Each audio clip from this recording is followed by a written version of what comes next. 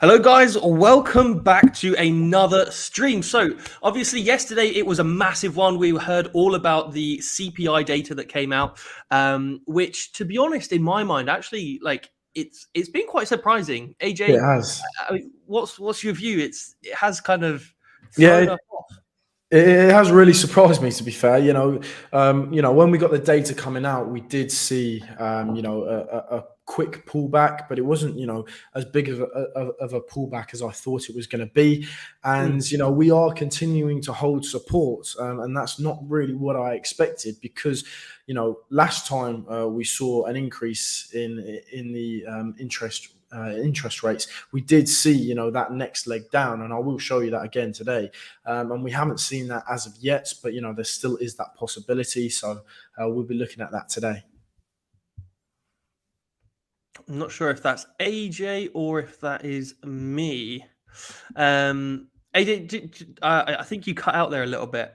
Did I? Okay. Yes. I don't know. But no, you're absolutely right. When we do have inflation numbers come out, we all, if it's higher, we always see that drop, in which we did see.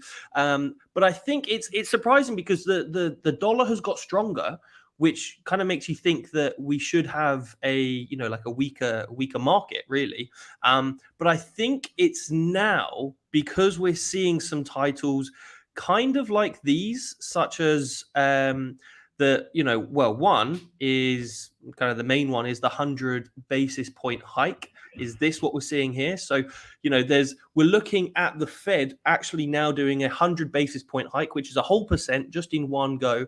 And as I went through the other day, this is going to happen in basically just under 2 weeks, we're going to see this. So just under 2 weeks, we'll have this. The current rate is between 1.5 and 1.75. Anyone who watched the stream yesterday, I got caught up in all of the excitement about CPI, and I made a slight mistake. So I was talking about the possibility. This is a 1% basis point hike. So there's an 86% chance.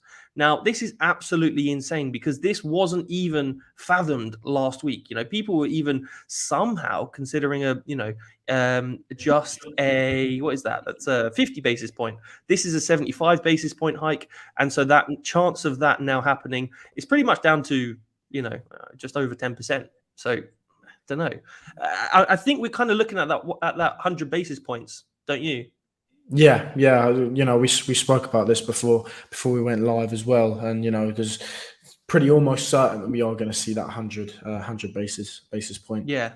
And to be honest, that kind of feeds into the narrative that you and I have been talking about, AJ, where we're saying that, I think there's going to obviously be a lot more pain. And maybe at the end of the year, once these interest rate hikes begin to tail off, we'll actually see a little bit more of a pump in the markets. Because if we have our 100 basis point hike in July, then we're going to see in September probably a 75.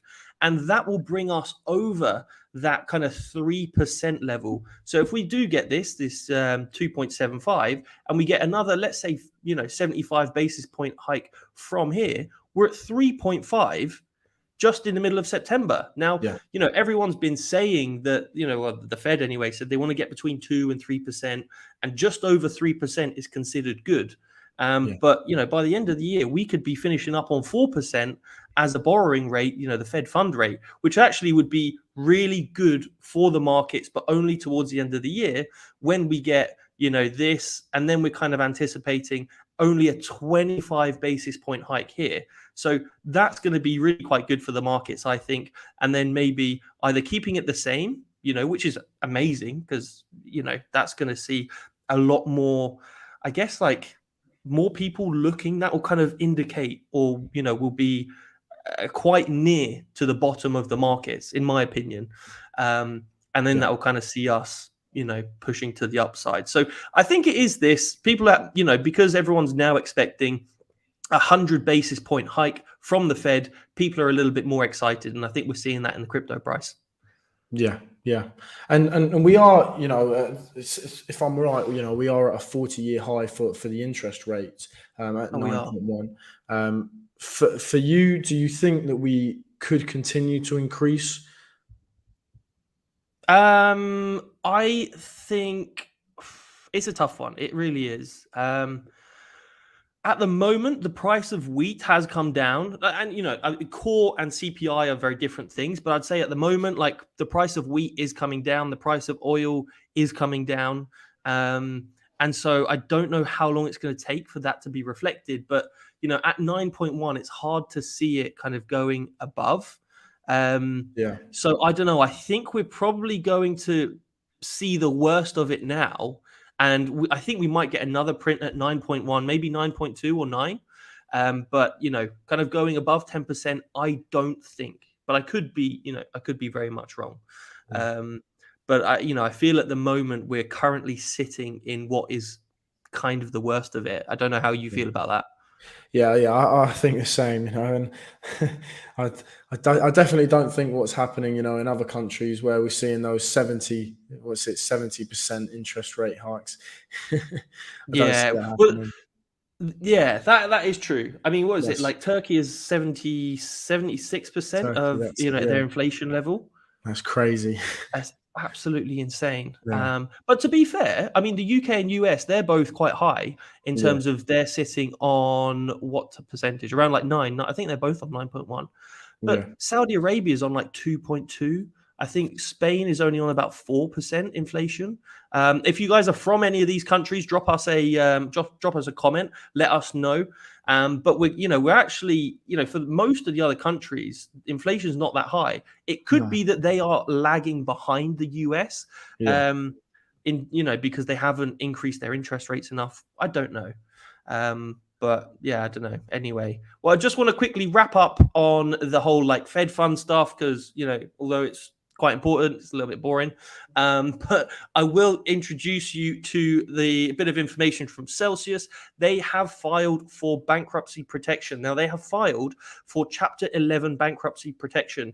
This is basically, it's not like, hey, let's cash all our chips in. The company's gone bust. Chapter 11 is just, hey guys, we're kind of bankrupt. Just put everything on pause. Let us reorganize ourselves and our funds, and we might be better in the future. But you have to give us a little bit of time to reorganize ourselves. So this is why they've got new lawyers. And also you'll notice that Voyager did this as well previously. They've filed for Chapter 11 bankruptcy. But the thing is, when you do this, you have to say if you're a broker or if you're like if you're like a broker or an exchange, because if you are, then you basically get no protection for yourself, but you get protection for your investors. Now that's why like brokers and exchanges are not allowed to file for Chapter 11 bankruptcy. So how these guys are doing it, I don't quite know. Probably from a very good legal team, spending all of your money on the best that money can buy. I don't know if that's fully the case, but yeah, that's a little bit of news that we're seeing from Celsius there. And just to wrap that up, I'll say good morning to Devon and good morning to Esteban. I think it's the afternoon for me here. Yes, it was. Yeah, I mean, it's 5 o'clock for me here in the afternoon. So good afternoon. Good afternoon. Depending on where you are. Yeah. There we go. So let's have a look now. Obviously, we've been talking about 100 basis point hike. I think this is what's kind of giving the market a bit of oomph because everyone's thinking, well, look, we know it's going to get bad, but at least if it's 100 basis points, we should be in a good place in the future. Let's kind of get in now. And also, I think the Bears are kind of running out of steam and, the Bulls want to get involved. So I think that's kind of why we're seeing some of that. What does it look like on the charts for us, AJ?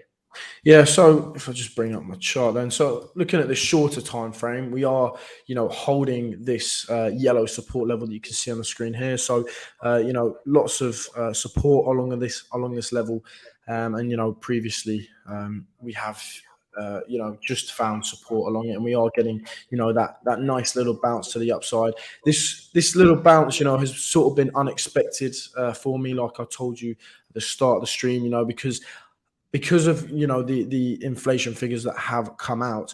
I thought personally that we were going to break to the downside out of this bearish flag pattern. We actually didn't, and we actually found pretty perfect support. So if we take a closer look into it, you can see that we have found perfect support, and we are seeing a little bounce off of that support as of right now. But right now we are seeing that slight pullback. Now the question is, are we going to break to the downside here?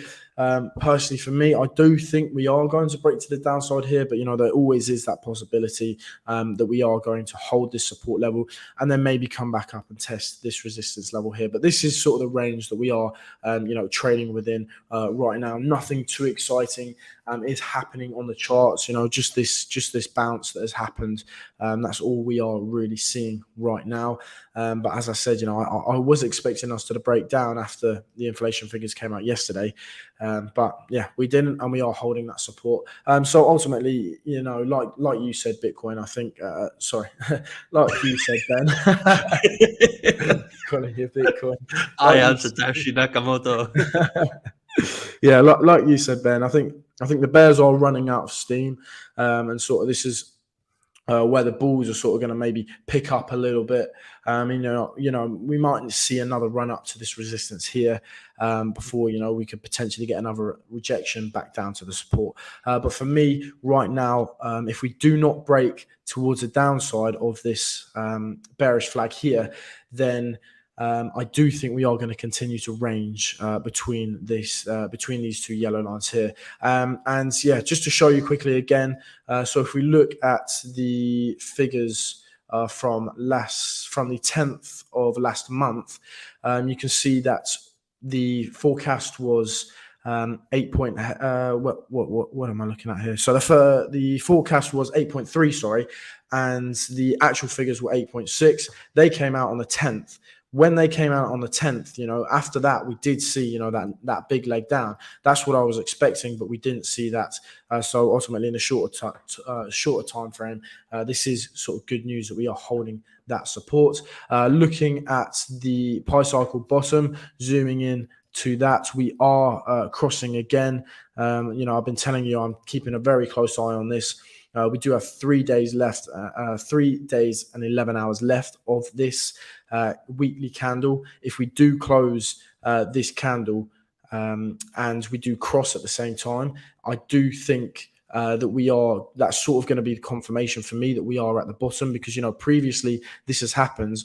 Literally, the candle that crossed was sort of was the bottom for Bitcoin, and this has happened, twice before. The only 2 times that it has actually crossed, the past 2 bear markets, it has predicted the bottom perfectly when it did cross. So this is why I think when it crosses, that it is going to be the confirmation for the bottom. Now, it isn't certain, there could be a little bit more downside, but previously when these have crossed, it has signaled the bottom for Bitcoin. I also have been looking at this on a weekly, this white diagonal trend line that you can see. We have used it as pretty strong support previously when we were above it, and when we were below it, we have used it as resistance. All the way back here as well, we have used it as support, and again when we were below it, resistance as well. So this is sort of a level that I'm looking at the price potentially coming down to, and that sits at around 16.5. So this is a level that I'll be looking at, and that's pretty close to the target that I've been looking at for a while, which is around $15,500. Why have you been looking at 15,000? Sorry.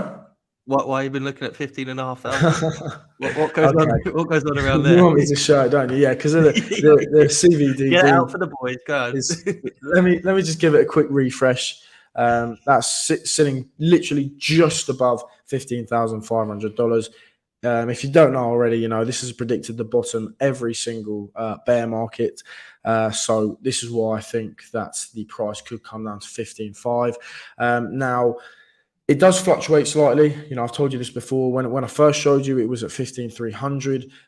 So, it does fluctuate very slightly. So, we could see this increase a little bit more. And, that this could potentially increase to 16,000, and it would bring my bottom up to maybe 16,000. And that would line up pretty nicely with this trend line here that we have, been respecting previously quite well. And also, that could happen in the next 3 days and 11 hours because we are getting that cross. I still think there is a little bit more downside.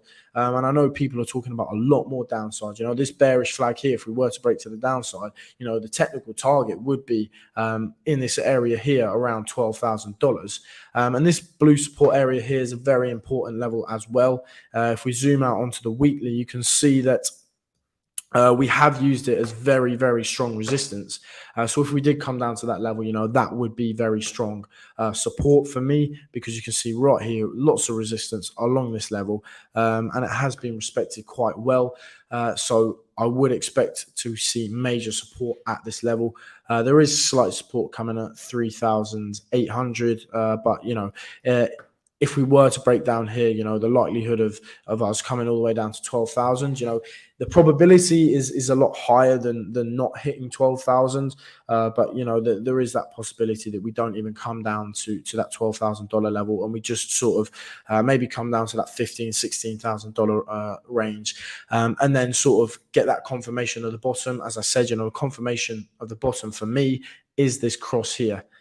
So that's what I'm waiting for, 3 days, 11 hours. I will probably go live on the Sunday and see where we are sat, where the price is currently sat at, just before this closes. I'm not going to stay up till midnight and see how it happens. I'll probably post it on Twitter for you, but yeah, I'll go live on the Sunday and I'll just update you on whether, we are going to get that confirmation of the cross. It's pretty certain. You're pretty, you know if it's going to cross or not on that Sunday. As of right now, if we do get a little push to the upside, then I reckon these two lines will not be crossing anymore. So we'll just have to see.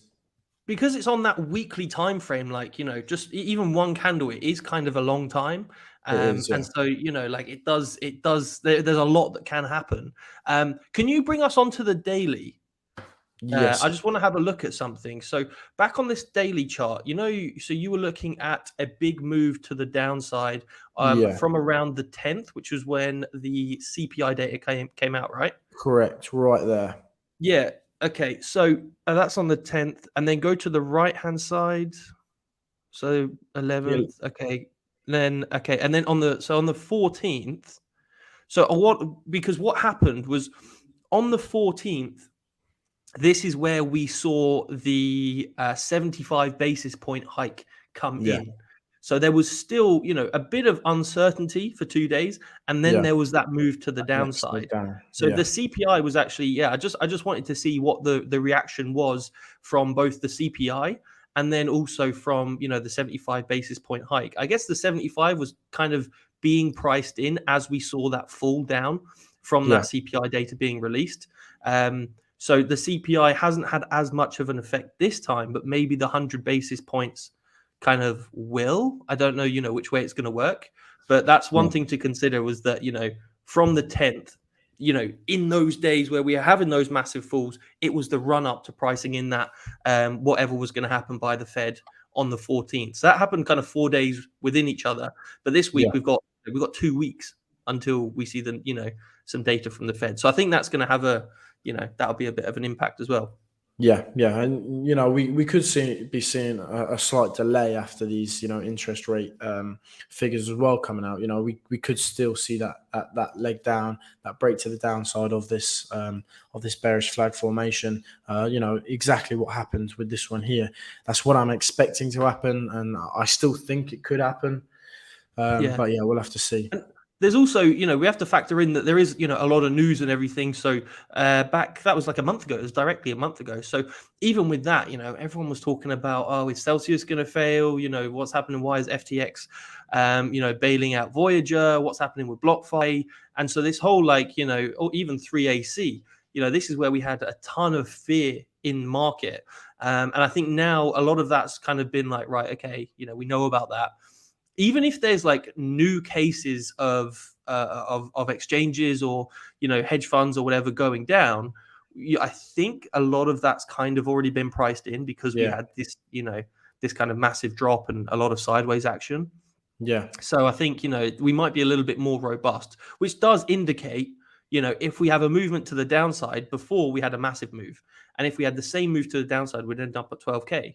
but I Yeah. think a lot of it's been priced in. So that might only bring us halfway and kind of Yeah. hit us if we do drop around about that kind of 15, 16K mark. Exactly. Yeah, and for me, 12,000, I don't see it going that low. When I see when I hear people talking about the price going lower than I anticipate it to, that's when I think that we are at that bottom sort of, and or very very close to the bottom. Because I think 12,000, you can say it's a realistic target, yes, but I think it is just a little bit too far down. There is that possibility. I'm not saying it's not going to go there, because there is a possibility it is, but for me, I just don't think it will go that low. But yeah, I can't wipe it off the table, because the technical patterns are telling me that this is a possibility. And exactly what happened with this bearish flag here. The price target was hit, so we can't ignore it. But for me, I just don't think it will go that low. Yeah. Someone has asked, when are we going to short? I'm only going short if we do break the support. I'm not going short unless we do break this support here. The confirmation for me is getting some volume when we do get to the break to the downside. So that's when I'll be going short. I'm holding off as of right now.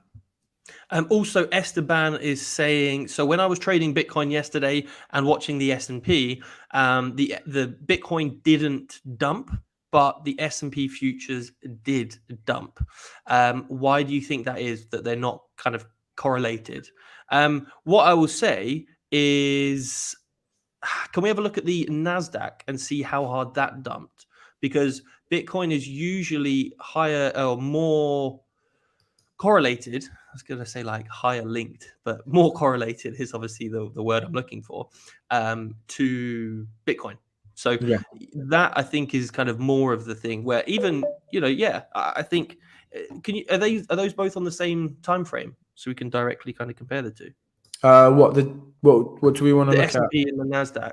Yeah, I can get the S&P on the daily. There we go. Yeah. Okay. So yesterday, let me So zoom yeah, in a bit. yesterday we had a bit of Yesterday a. we had a pullback of around 1.86%, and Mhm. on the Nasdaq it was 2.53. In that case, so we're seeing that obviously Bitcoin held off the dump. Can we see how much Bitcoin went down? Yeah. There we Is that go. the daily? Yeah. Well, yesterday Bitcoin actually went up. So Yeah, yeah. All right. Well, in that case, there you go.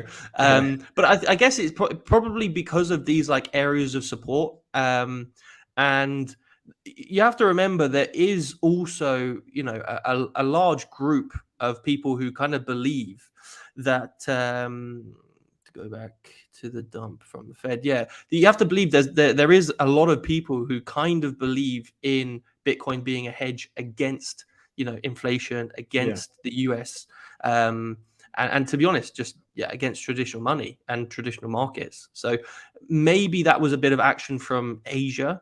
That one I can't exactly answer off the top of my head just by looking at the two charts. So yeah, I don't know why it managed not to, but I'm just going to say there is massive amounts of support at these levels. So yeah. This potentially is a it's big, previous orders being filled because people have recognized this area of support. yeah. So yeah, that's my Yeah, guess there. I'm what a lot of people are going to be looking at. A lot of traders are going to be looking at, a lot of institutions as well. They're going to be looking at this level as a great buying opportunity, because they see, when the price comes down to these levels, we do bounce off this level. So, I think a lot of people would have looked at this and thought, this sort of 18,000, 900, 19,000 level is sort of, a great buying opportunity. And a lot of people have probably bought at that level, and that's sort of what's pushed the price of Bitcoin up, because, as I said, this is a very, very strong support level here. If I just It draw that could box. it could also be the fact that like the S&P will react to the Fed and to traditional news because the people who trade the S&P and buy the S&P on a regular basis typically are Wall Street guys. And, Yeah. Wall Street guys, we're just going to use that term, but I mean institutional investors.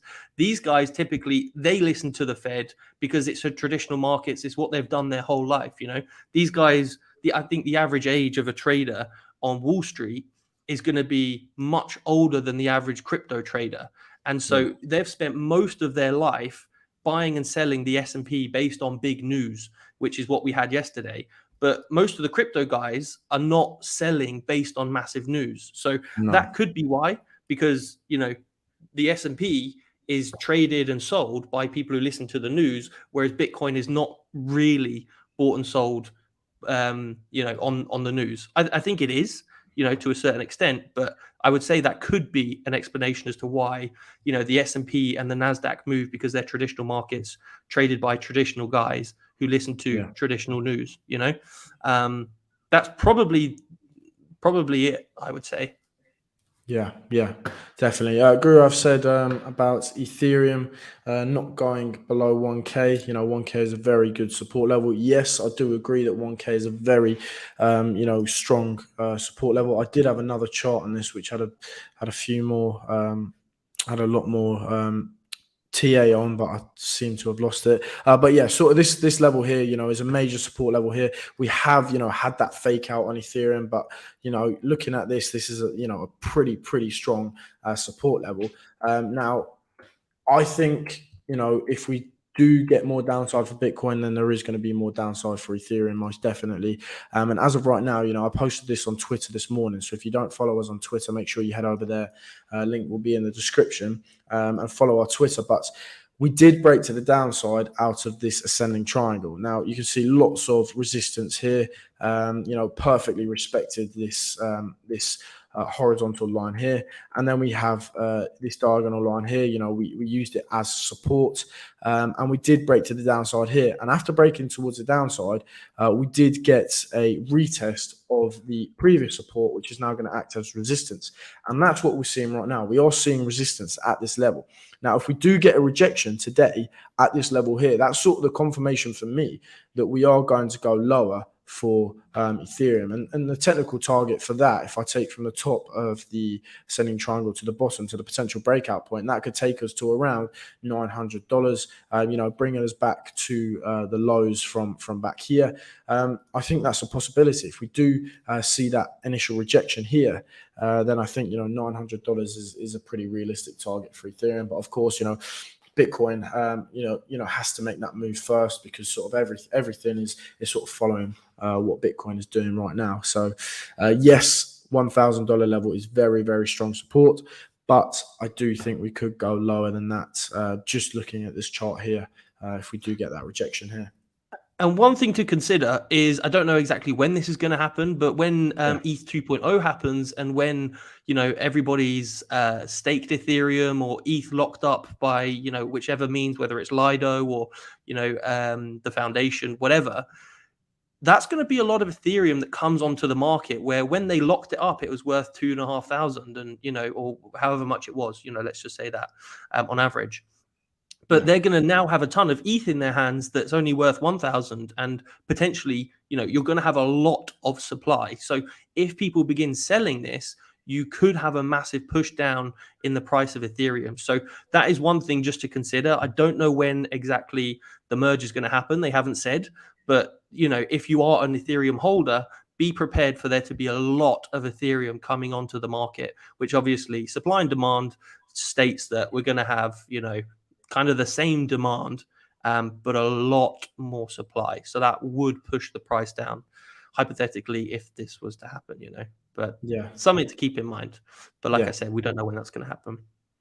Yeah, exactly. Yeah, so just keeping an eye on these charts and looking at the technical side of things, really.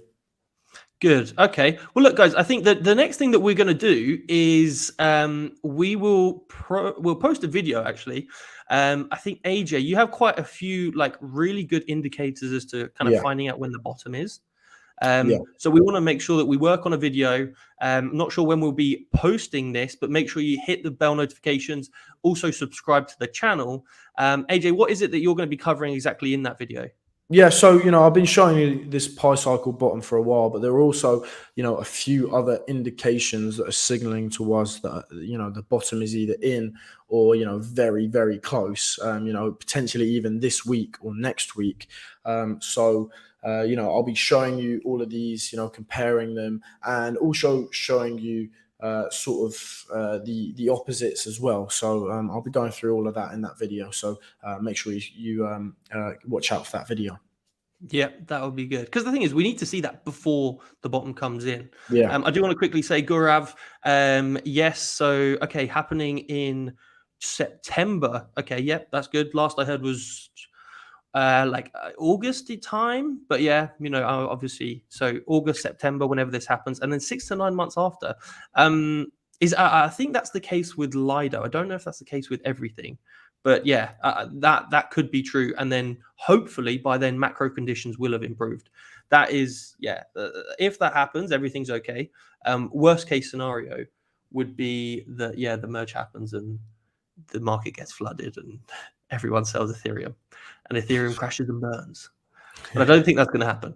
No. At least I hope not anyway. It's the most important layer one that we have. Yeah. Yeah, we need to preserve it at all costs. If people start hating on Ethereum, then I think institutions will get bored, because JP Morgan own like a ton of consensus, and they're like the biggest developer on Ethereum.